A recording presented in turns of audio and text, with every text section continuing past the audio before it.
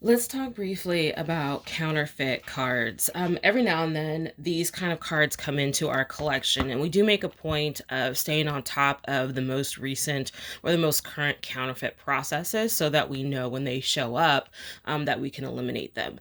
Now, some of the more refined ones are kind of impressive and hard to distinguish, but I wanted to share some very quick, easy to spot. These are counterfeit card tricks so that when you're online searching for your new favorite set of cards that you can know quickly that is not a correct one. So the biggest thing that I can tell you is that particularly with Hay House Publishing, their decks are predominantly standardized in this kind of 4x5 format. I think I actually have a ruler to give you the exact measurements.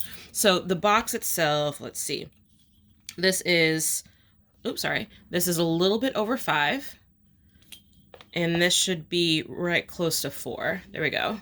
So yeah, well, a little under 4. Okay. So I would say 3 and 3/4 and 5 and little over a quarter, or maybe right at a quarter.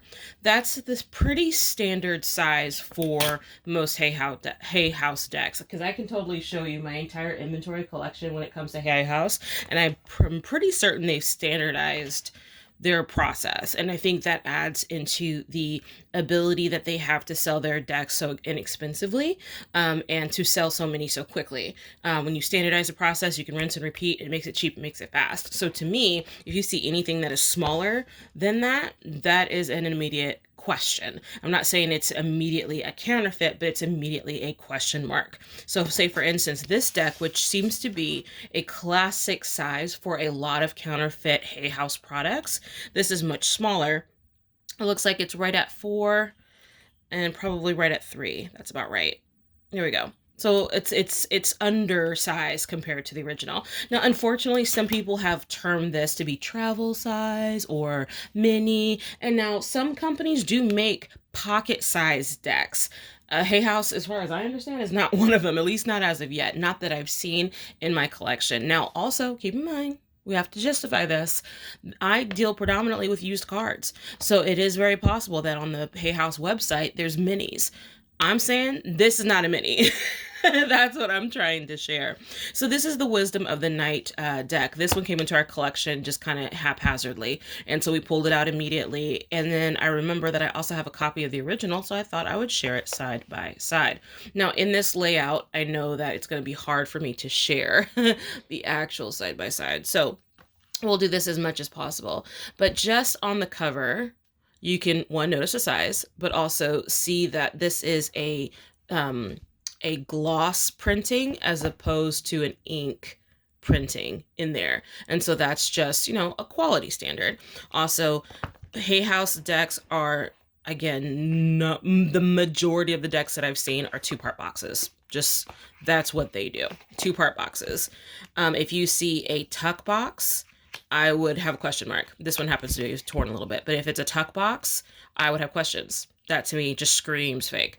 Also, often these cards, their cards, come with a guidebook, especially if it says guidebook on the cover. Look at it. So it says guidebook on the cover because they're basically just reproducing this image. If it says guidebook on the cover, but then somewhere it says, oh, scan the QR code for the guidebook, that's a fake. That's an immediate counterfeit, because part of the value of this collection is the fact it does have a guidebook installed with it. So it's not, something you have to go and download. This is a printed, manufactured deck guidebook. Because for me, if this guidebook is not in this collection of cards, this collection of cards is worthless for me anyway. And it's not that it doesn't have any value. It doesn't mean that you can't get, nourishment and value from it. It's just, what did the artist, what did the author intend when they drew up this card, or when they manifested this card? And that information is within the guidebook itself. So if it's not here, to me, another giveaway for it possibly being a counterfeit.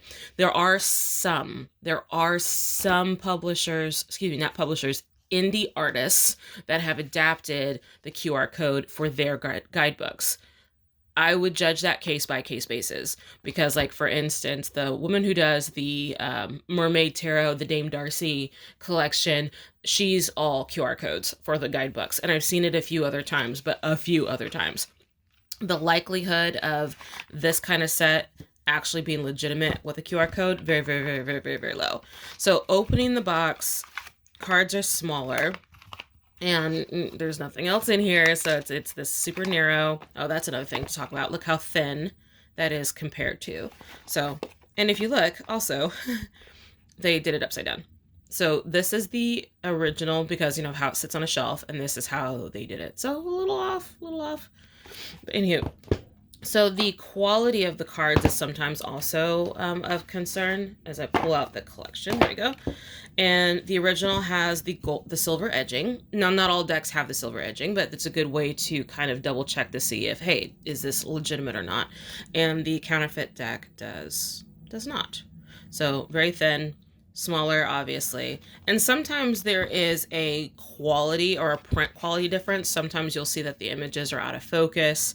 And for this, what I'm seeing predominantly is this is a glossy image versus a semi-matte, and you can kind of compare the light reflection off of both of them to see like, one is not like the other. I can also notice a color tone difference here at the base. That's another kind of dead giveaway for me as to like, is this the legitimate deck or not? If I got these in a bag, I've seen this deck enough to kind of understand what that color is supposed to look like. So if I saw it with this slightly muted tone, I'd have concerns because it's just like something's not adding up. Let's see if there's any other presents. I want to find a card that I can judge side by side. So let's find 44, that little playful kitty.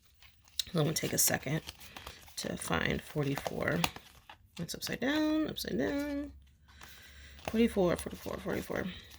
I don't keep cards in order because if I ordered every deck that came into the collection, I would never get anything listed for you guys. It would be the constant need to sort. And everyone has told me that the priority for them is getting more cards, getting more cards, getting more cards. So the order of the cards is less important. So we just don't these days. We do count them though. So again, this is a side-by-side comparison of the same one card. They're about the same. No, this card is thicker than this card. So the flexibility of this card is a little bit more. Looking at the back, and you know, it's glossy as opposed to slight eggshell, kind of slight matte. You can kind of also see the direction in which the paper was run, which I can't quite make it out. I bet I could if I felt for it, but I can't quite see it. I'm seeing some compression lines. Sorry, I know you can't see that. I'm seeing some compression lines. Now, sometimes that will happen in anybody's printing process, and see, it's not even on this card. So it just depends. So this is me trying to just observe quality standards. Yeah, again, the hue of this picture is just off. I mean, it has a slight yellow cast, which I guess makes sense as to why this color is a little off. And this is just a bit clearer. Now, I don't know if one would notice that without having the other one side by side. So, you know, it is what it is. This picture is also a little bit more pixelated. It's been reduced. Often these are images of images, and so not the actual file. So when you have an image of an image, it's like doing a copy back in grade school. When you did a copy of a copy of a copy of a copy, it gets way pixelated, way grainy, and the resolution starts to suffer. And I can kind of see the beginnings of that between the two of these. But yeah, that's just kind of the quick, I guess I would say the quick and dirty like comparison between a counterfeit and a legitimate deck. So in addition, you know, just to kind of answer some of the questions as to like, well, if the pictures are technically the same and I can find access to the info, does it matter? You know, that's going to be your best judgment, yo, because I have an unpopular opinion that counterfeits are inevitable. It's a product of the business. And so we need to work around it, work with it, or just prepare for it instead of just being mad about it. So that's my unpopular opinion.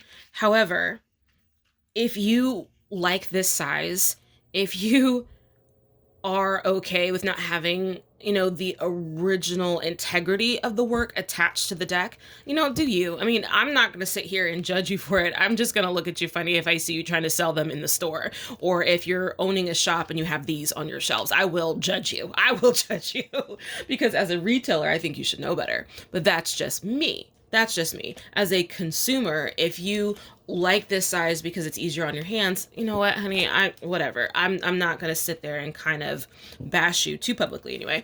But what I will say though is I want you to understand that this set of work, especially if you love these cards,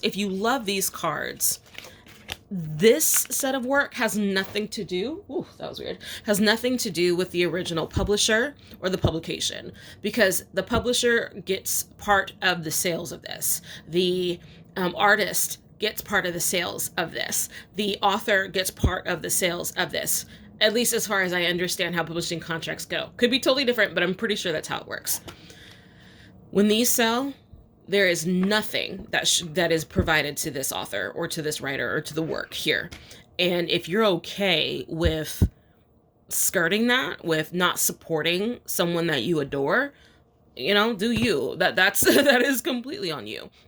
For me personally, the way that my ethics line up, I'm kind of on the fence about it. If I'm in love with something, I will buy the original. If I need to test it to see if I'm even going to like what I have, maybe I would buy a smaller, or watch the visuals, or look online, or watch YouTube videos, those kind of things, so that I can get the same effect without necessarily supporting this kind of industry. Because pirating hurts so many people. This also sets up an unrealistic expectation of what these cards are supposed to be. What if somebody is really critical and doesn't like the hue or the color or the way that this card behaves? Well, it's not the original, and now this person is never going to give this deck the actual time of day because their first exposure was a counterfeit. It's unfortunate to me. You know, I hope that makes sense. I hope that gave you a little bit of information as to what the difference between these decks are. Did I ever show the back?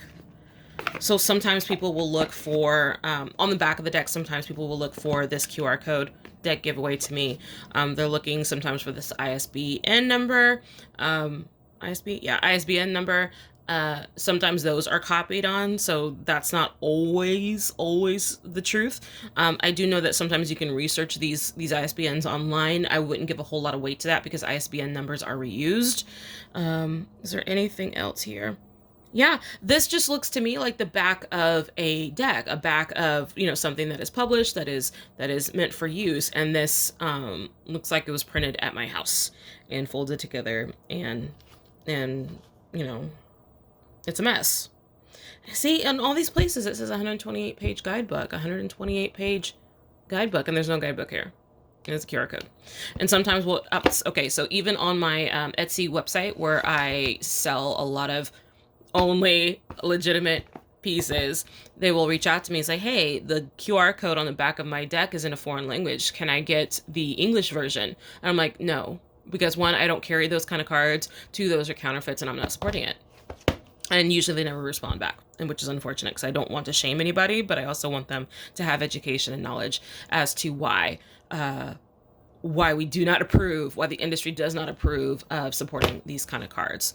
So yeah, sweet souls, when it comes to buying your favorite Oracle cards, please keep an eye out for counterfeit products. Don't allow these into your collection. Recycle them, repurpose them, do something else with them besides keeping them circulated. Pull them out of your collection. I wouldn't burn them. That just seems like over dramatic, but maybe a recycling won't hurt. Recycle those cards. All right, there. Bye.